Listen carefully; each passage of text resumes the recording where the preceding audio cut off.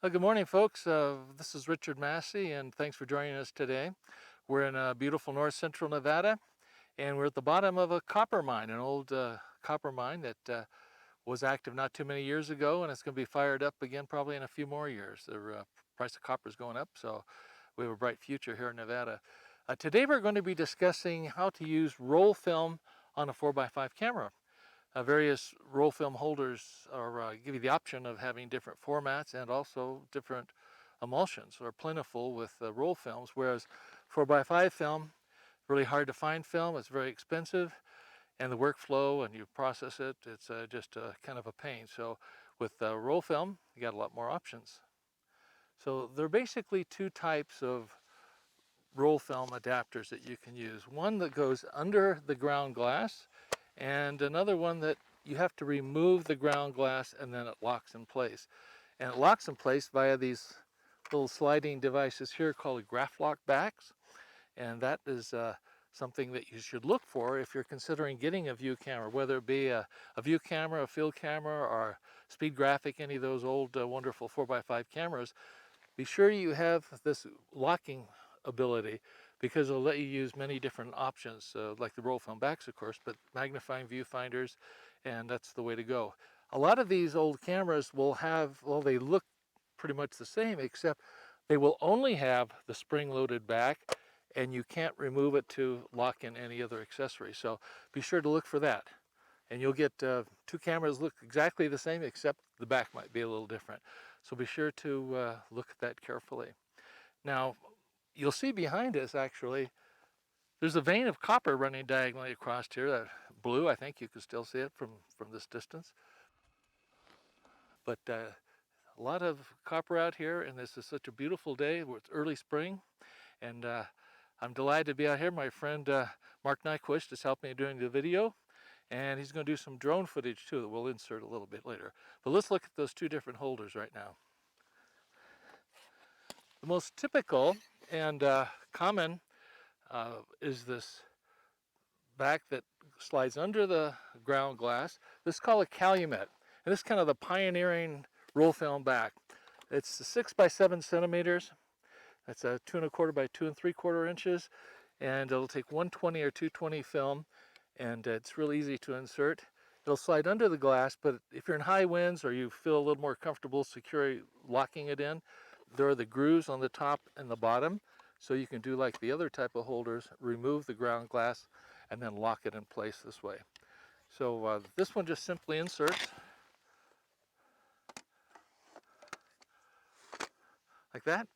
Of course, you have to take your dark slide out before you make your exposure, and you will have previously focused, got your compositions worked out, and that's what you need to do. So if you want to take another shot, you just push the button and advance the film to the next frame. And when you're done, of course, you have to make sure that the dark slide is in, and just slide that out. Now the second type is a little more complicated, but it's not a big problem. You have to remove the ground glass, and you'll notice that this is spring-loaded. These two little hinges up here, put a little pressure on it, and just take this out. And the little locking pins here engage in the grooves down here.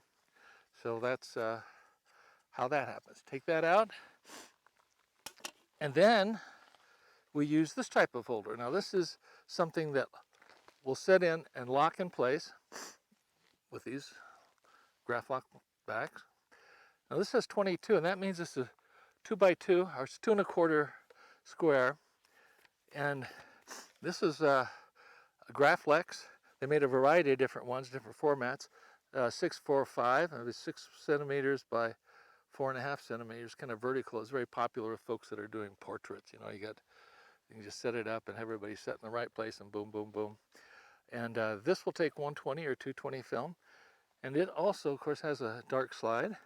And this looks like 6 by 9, and this was actually, they made thousands of these in the 6 by 9 format. These are very popular. You put on a Speed Graphic, that sort of thing. And you could just leave this locked on the camera and use the rangefinder to focus. And so that's what a lot of the old press guys were doing when they didn't want to shoot the 4x5 and carry those big 4x5 holders around. They'd use these sort of backs. And you'll see, although it looks like 6 by 9, this has been modified, and you can see it's 6 by 6. When I say 6 by 6, 6 centimeters by 6 centimeters, 2¼ square. And back in the day when I was doing a lot of commercial work, that was my favorite format, the 6 by 6. I had a Hasselblad, that's what I used almost all the time. And I always wished that I had the movements, the tilts, the swings, and the shifts, the features that you can find in a view camera. Of course, the Hasselblad and those cameras didn't have that ability, but now I can. I can put my back on here.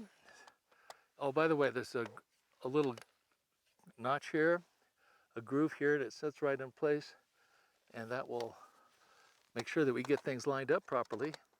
Sits in there. Just slide these, and that will hold that in place. So you take your dark slide out, this right here, and you take a picture, slide it back in, advance your film, and you're ready for the next one. So those are basically the two different types. On a 4x5, the widest you can go is 6 by 12 centimeters.